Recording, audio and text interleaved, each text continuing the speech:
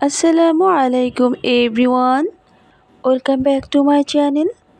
আজ আরেকটি রেসিপি নিয়ে আপনাদের সামনে পেজেস রয়েছে, সাথে রয়েছে কিছু tips and tricks by the way.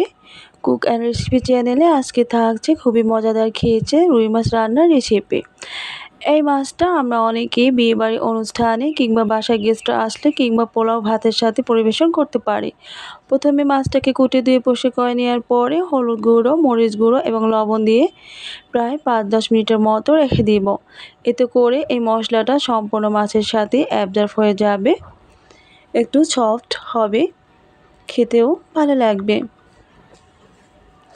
এভাবে ম্যারিনেশন করে নেওয়ার পরে গ্যাসের চুলায় একটা প্যান বসিয়ে প্রথমে সরিষার তেল অ্যাড করে দিয়েছি। আমি কিন্তু প্রথমেই এটা সরিষার তেল দিয়ে রান্না করব, আপনারা চাইলে সাদা তেল দিয়েও রান্না করতে পারেন। তেলটা গরম হওয়ার পরে কিন্তু মাছগুলো একে একে ছেড়ে দিয়েছি। তেলটা সম্পূর্ণভাবে গরম হওয়ার পরেই মাছটাকে ছেড়ে দেওয়া ট্রাই করবেন, বিকজ ঠান্ডা তেলে কিন্তু দিলে কড়াইতে লেগে যাওয়ার আশঙ্কা থাকে। মাছটাকে এপাত ওপাত করে উল্টে দিয়েছি এবং ব্রাউন কালার করে ভেজে নিয়েছি। আর একটা প্যান বসিয়ে সরিষার তেল অ্যাড করে দিলাম। এই তেলের উপরে মাছটাকে সম্পূর্ণভাবে ভুনা করে নিব।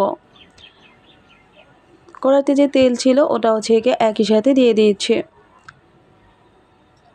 তেলটা কিছুক্ষণ গরম হওয়ার পরেই 1/4 কাপ পেঁয়াজ কুচি অ্যাড করে দিয়েছি। তেলের উপরে সামান্যভাবে ভেজে নেওয়ার পরে আদা পেস্ট, পেঁয়াজের পেস্ট, রসুনের পেস্ট এবং জিরে পেস্ট অ্যাড করে দিচ্ছি। আবারও তেলের উপরে একটু কষিয়ে নেব, এতে করে মশলার আর গন্ধটা আসবে না, স্মেলটাও ভালো আসবে।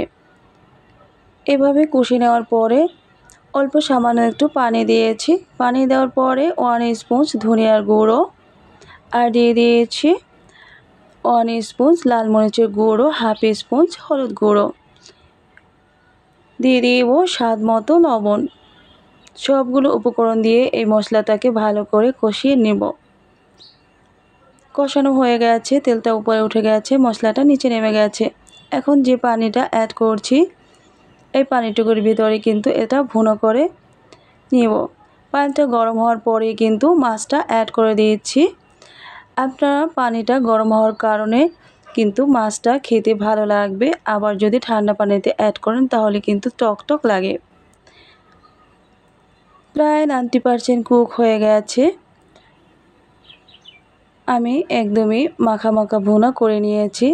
একদমই শেষের দিকে তেলে নেওয়া জিরা গুঁড়ো উপর থেকে একটু ছিটিয়ে দিলাম, এতে করে একটা ভালো একটা স্মেল আসবে এবং মাছটার কালারটাও ঠিক পর্যায়ে থাকবে, খেতেও কিন্তু বেশ ভালো লাগবে।